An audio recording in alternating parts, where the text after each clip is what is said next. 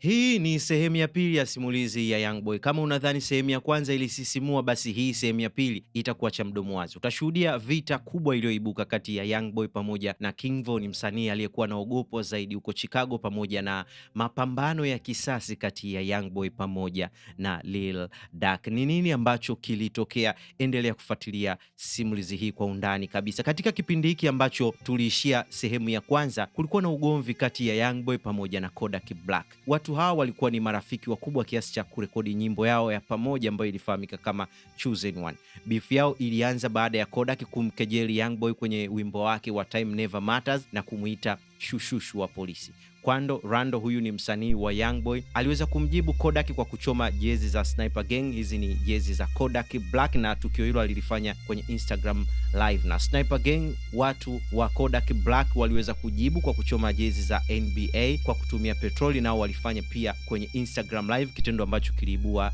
beef kubwa sana kipindi hicho. Kama sehemu ya kisasi, Oktoba 19, Young Boy alianzisha uhusiano wa kimapenzi na mwanadada aliyefahamika kama Dege. Huyu ni mwanadada aliyekuwa mpenzi wa zamani wa Kodak, kitendo ambacho kilichochea bifu hiyo kuwa kali zaidi. Wakati Kodak akiwa jela mwaka wa 2020, akiwa huko alikuwa akizungumzia sana kuhusiana na maisha ya Young Boy pamoja na mambo mengine, huku akionekana kutamani pia kurudisha urafiki uliokuwa umepotea baina yao. Alitamani kurudi kama mwanzo, lakini Young Boy aliona kama Kodak anatafuta kiki na kuweza kuposti video aliyomtukana Kodak na kumkataza kuingilia maisha yake na kumwambia kwamba hata kama wakisameheana akae mbali na yeye. Kwa hiyo licha ya Kodak kutafuta amani, lakini Young Boy hakuweza kutaka kuwa karibu na Kodak Black. Mei mwaka wa 2019, wasanii wakubwa walikusanyika Miami kwa ajili ya tamasha la Rolling Loud. Hii ilikuwa ni siku ya Ijumaa asubuhi. Gari lililokuwa limembeba Young Thug pamoja na Young Boy liliweza kushambuliwa kwa risasi, shambulio ambalo baadaye rapa wa TBG anayefahamika kama Lil Yosh aliweza kujisifia kwenye wimbo wake wa Kata kwamba yeye ndio alihusika kwenye tukio hilo. Mnamo Jumapili ya Mei 12 mwaka wa 2019, baada ya Young Boy kuonyesha location ya mahali alipokuwa kwenye mtandao wake wa Twitter, maadui zake waliweza kugundua kwamba alikuwa amepanga kufikia kwenye hoteli ya kifahari iliyofahamika kama Trump International Hotel and Beach Resort ambayo ipo huko Miami. Wakati msafara wa magari mawili ya Young Boy ukiondoka hotelini hapo kuelekea kwenye tamasha ambalo walikuwa anatarajiwa kwenda kufanya show usiku huo, gari aina ya Cadillac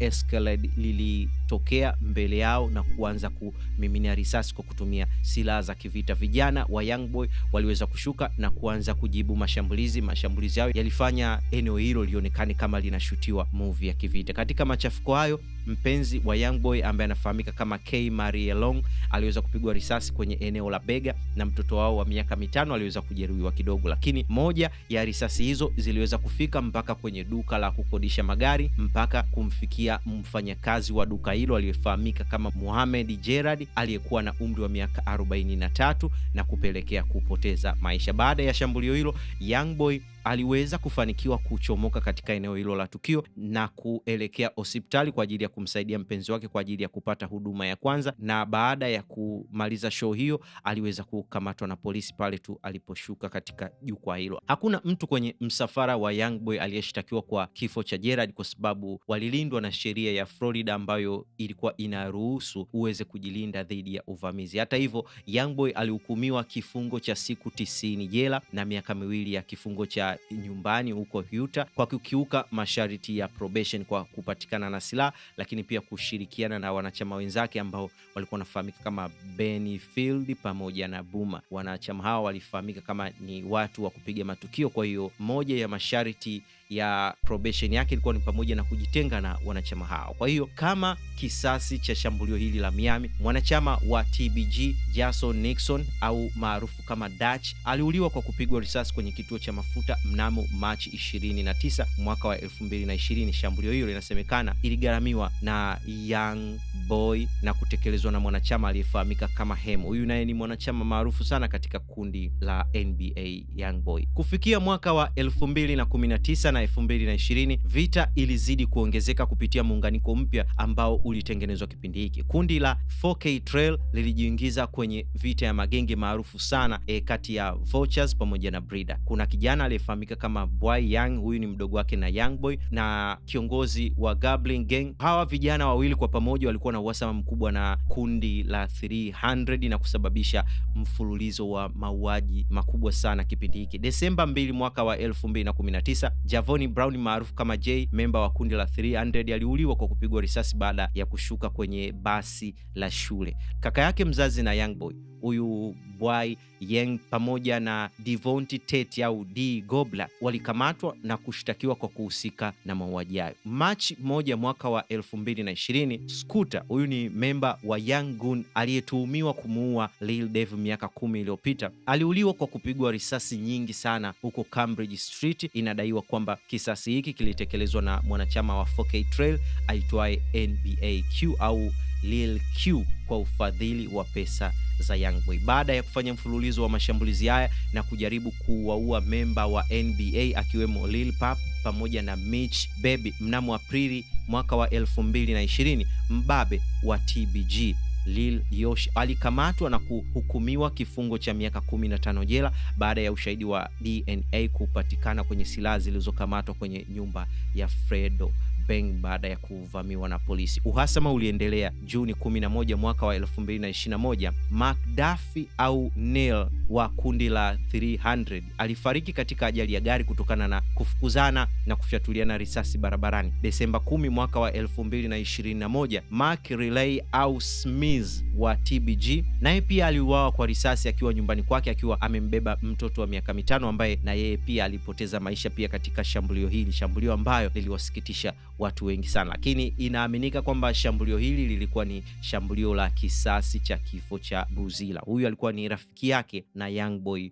wa utotoni. Kama umefuatilia sehemu ya kwanza, mauaji ya kwanza kabisa yalikuwa ni ya Buzila ambayo yalifanywa na huyu kijana ambaye naye pia alikuja kufariki mwaka huu wa 2021. Mnamo Februari tarehe 25 mwaka wa 2022, True Breeder au Dante Doze na rafiki yake aliyefahamika kama Cliff waliuawa kwa kupigwa risasi katika shambulio la kushtukizwa huko Mall of Louisiana, na vyanzo vya mtandaoni vilisema kwamba Ben 10 ndiye aliyefadhili shambulio hili ambalo inasemekana kwamba lilikuwa ni shambulio la kikatili zaidi kufanyika. Lakini pia mauaji mengine yaliyofuatia ni pamoja na Didi Blanco pamoja na TZ ambaye picha ya kichwa chake ziliweza kusambaa mitandaoni zikionyesha kichwa chake kilivyokuwa kimeharibiwa na risasi. Lakini pia Seven Hardway na wa TBG pamoja na Sheerwood Quest nao pia waliweza kupoteza maisha kwenye ugomvi huu ambao ulitokea kipindi hiki. Kutokana na mauaji haya, Young Boy aliweza kurekodi nyimbo ya kujisifia, nyimbo ambayo ilifahamika kama Mabubu, akidai kuwa kundi lake limefikisha jumla ya vifo 11 vya maadui zake akiwemo mtoto mdogo, ikimaanisha mtoto yule ambaye alifariki kipindi cha nyuma. Ugomvi mbaya zaidi uliweza kuibuka mnamo mwaka wa 2020 dhidi ya rapa hatari sana huko Chicago aliyefahamika kama King Von. Huyu ni msanii ambaye alikuwa anaogopeka sana, alikuwa anatokea mitaa ya O-Block. King Von alimchokoza Young Boy na kusema kwamba yeye sio mtu wa matukio ya mtaani kama wao ambao wamekulia kwenye mapambano hayo. Alisema kwamba yeye hatumii watu kuingia kazini kama ambavyo Young Boy anafanya, yeye anaenda mwenyewe fronti kwa ajili ya kupambana na maadui zake. Alienda mbali zaidi na kujirekodi na mpenzi wa zamani ambaye ni mzazi mwenzake na Young Boy ambaye alikuwa anafahamika kama Jania Michelle, na kuonekana wakiwa kwenye mahusiano pamoja na mambo mengine, na kitendo hicho alikifanya kama sehemu ya kumuonyesha kwamba yeye ni mbabe sana dhidi yake. Young Boy naye alilipiza kisasi kwa kuanzisha mahusiano na mpenzi wa zamani wa King Von, rapa aliyefahamika kama Asian Doll. Ugomvi huo ulihamia pia kwenye nyimbo kupitia nyimbo kama Daddy Tro pamoja na Mine Too, nyimbo ambazo ziliamsha hisia nyingi sana kwa sababu ndani ya nyimbo hizo kulikuwa na matukio halisi ambayo yalikuwa yametokea kama sehemu ya kulipiziana kisasi. Mnamo usiku wa Novemba 5 mwaka wa 2020, King Von akiwa nje ya Monaco Hookah Lounge huko Atlanta alimvizia msanii wa Young Boy aliyefahamika kama Quando Rando na kuanza kumshambulia kwa kumpiga ngumi za kumshtukiza. Wakati wa mapigano yao yakiendelea, rafiki wa karibu wa Quando Rando aliyefahamika kama Lil Tim alitokea na kumfyatulia risasi 3 5 King Von na kupelekea King Von kuweza kupoteza maisha. Kifo cha King Von kiliamsha vita kubwa sana kati ya kundi la Lil Durk ambao lilikuwa linafahamika Only the Family au OTF na kundi la NBA. Mnamo Agosti 19 mwaka wa 2022, kisasi kilitokea huko Los Angeles. Washambuliaji watatu walimvizia Quando Rondo na kumshambulia kwa risasi nyingi sana, risasi ambazo zilimkosa na kuweza kumpata binamu yake wa karibu aliyefahamika kama Lil Pump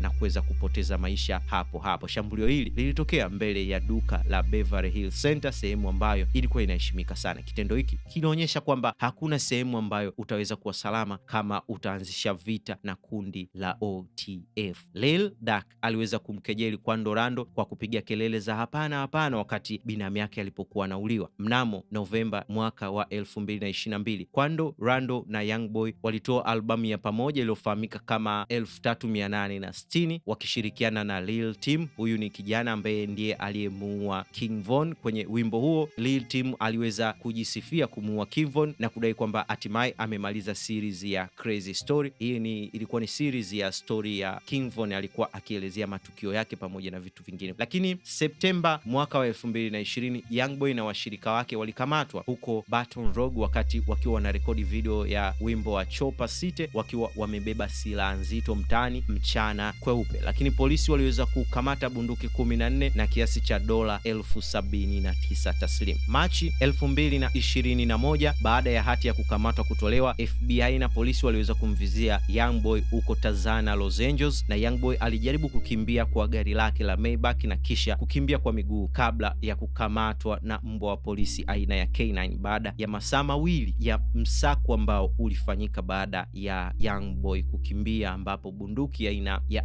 FNX 45 iliweza kupatikana ndani ya gari lake. Mnamo Oktoba 21 aliachiwa kwa dhamana ya dola 500,000 na kupelekwa kwenye kifungo cha nyumbani huko Salt Lake City, maeneo ya Utah, na kuishi na walinzi pamoja na wamishionari wa kanisa la Mormon ambao walikuwa wakimtembelea mara kwa mara kwa ajili ya kumsaidia matibabu yake ya akili. Mnamo Desemba mwaka wa 2022, Youngboy aliibuka na kampeni ya kutaka kusitisha vita ya vikundi pamoja na visasi, lakini pia alitoa nyimbo ya This Not a Song, This for My Supporters, akiwa amesimama mbele ya maandishi ya Stop the Violence. Na mnamo Desemba 22, Youngboy alifanya mazungumzo ya faragha kwa simu pamoja na adui yake mkubwa sana wa Baton Rouge aliyefahamika kama Fredo Bang, lakini pia walikubaliana kumaliza uadui wao na kuandaa kwa pamoja kampeni ya kutoa zawadi za Christmas kwa ajili ya watoto na familia za maskini siku ya mkesha wa Christmas. OG33 na Hem wa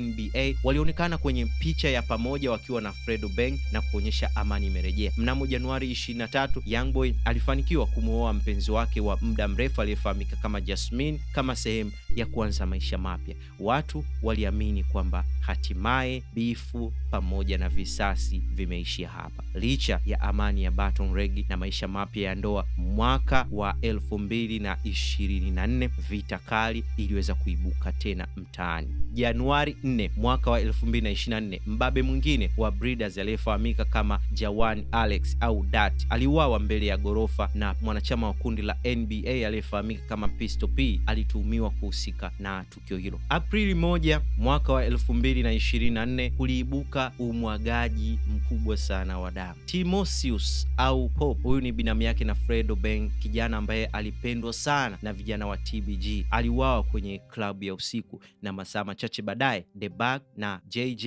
au Bandit waliuliwa pia huko Bangtown. JJ alikuwa ni mpwa au binamu yake na Hem. Huyu Hem ni kijana wa NBA kundi la Youngboy. Kifo chake kilimfanya Hem kulia sana kwa uchungu na kujutia kabisa maisha ambayo walikuwa wameyachagua. Katika kipindi hiki ndipo Youngboy alipojua kwamba swala ambalo alilianzisha mpaka hivi sasa liko nje ya uwezo wake. Muda wote alikuwa anaishi akijua kwamba siku yoyote na yeye ni lazima atapoteza maisha kama rafiki zake. Kitendo hiki kilifanya akumbane na changamoto kubwa sana za kisaikolojia. Alianza kukabiliana na trauma pamoja na wasiwasi uliopitiliza. kumaliza, alianza kutumia madawa ya kulevya kwa wingi sana, ikiwemo vidonge 20 vya Xanax kwa siku moja ili tu aweze kupata usingizi. Mnamo Aprili 17 mwaka wa 2024 alikamatwa huko Utah kwa mashtaka makubwa ya kuendesha magenge pamoja na kufanya udanganyifu wa kuagiza madawa. Yani polisi walidai kwamba Young Boy na kundi lake walikuwa wakipiga simu kwenye maduka ya madawa na kujifanya kwamba wao ni madaktari ili waweze kupewa madawa yenye mchanganyiko wa codeine pamoja na promethazine au lean, na gari ambalo lilikuwa linatumika kwa ajili ya kwenda kukusanya dawa hizo lilikuwa limeandikwa kwa jina la Young Boy. Mnamo Desemba 10 mwaka wa 2024 Young Boy alihukumiwa kifungo cha miezi 23 jela na miaka 5 ya probation baada ya kufanya makubaliano ya kisheria ya makosa yote ambayo alikuwa anahukumiwa nayo. Hii inaitwa global plea deal na kupelekea kutumikia kifungo hicho gerezani huko Alabama. Hata hivyo, mnamo Mei 25 kufuatia ushawishi mkubwa uliofanywa na DJ Academics kwa mtoto wa Donald Trump,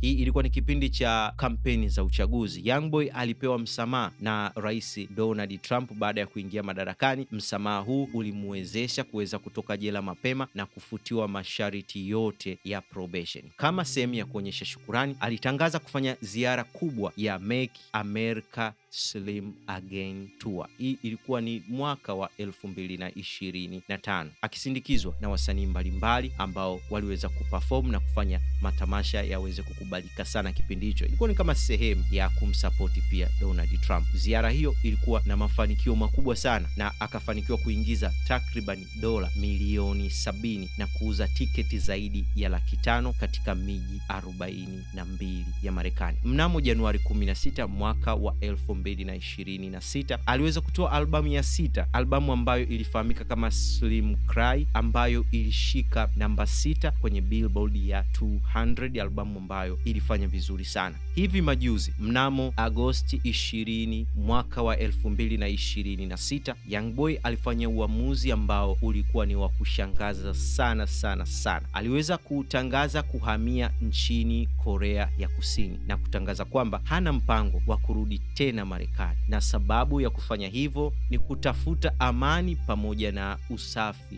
wa maisha yake. Hataki tena kuingia kwenye ugomvi pamoja na visasi, lakini pia ameamua kujiweka mbali na wale watu ambao wanataka kulipiza visasi juu yake. Alifichua pia kuwa daktari alimwambia kwamba upande wa kushoto wa moyo wake umevimba. Alitangaza kuwa mziki sio kipaumbele chake tena na anapanga kutoa albamu 1 au 2 tu kabla ya kustafu mziki kabisa. Mpaka hivi sasa Young Boy ni baba wa watoto 11 ambao walipatikana toka kwa wanawake 8 tofauti, huku ikisemekana kwamba kuna watoto wengine ambao bado hawajathibitishwa lakini ni watoto wake. Aliweza kusisitiza kwamba ana mpango wa kuongeza watoto wengine wengi zaidi. Mpaka hivi sasa tunavyoongea, Young Boy anaishi Korea ya Kusini, mbali na kila kitu ambacho alitumia nguvu nyingi kwa miaka mingi kuweza kukitengeneza. Kitu ambacho anahitaji hivi sasa ni amani, upendo pamoja na afya bora. Mara nyingi watu wamekuwa wakiteseka pamoja na kupata msongo wa mawazo kutokana na maumivu ambayo wameyahifadhi ndani ya mioyo yao toka walipokuwa watoto. Kama umefuatilia simulizi za utoto za Young Boy, utakuja kufahamu kwamba maisha ambayo ameyaishi ni kutokana na maumivu ambayo aliyapitia kipindi cha utoto wake. Maumivu pamoja na kumbukumbu mbaya zinapelekea kutengeneza tabia ambazo sio za kawaida ndani yetu. Kama ukitaka kuanza safari pia ya kuponya maumivu